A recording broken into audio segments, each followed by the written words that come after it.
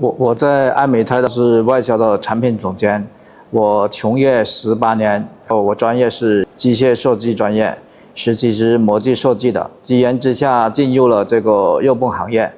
入行的初期的时候，我们就看到欧洲的能源转型政策持续的推动肉泵的普及，判断清洁能源赛道具备有长期的比较大的潜力。我喜欢这个行业。2021年到2022年是我认知的一个转折点。欧洲加速淘汰燃气锅炉，市场需求爆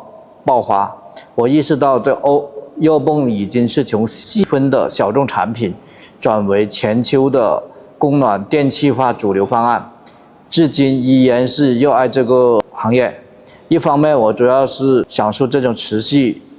攻克低温冷媒海外的一些合规的等技术的难题，从技术的角度来讲，给我们带来比较好的一些感受。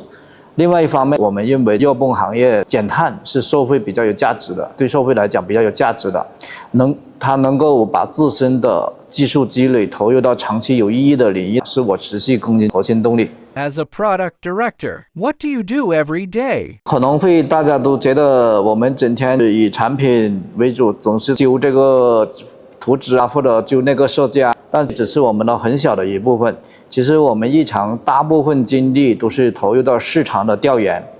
比如说海外的一些客户的需求挖掘啊，各国的法规啊，还有农效标准的研究啊，还有会直接对接很多的一些国外客户，在一些技术的交流或者趋势的交流，甄别不同市场的差异化的真实使用的诉求，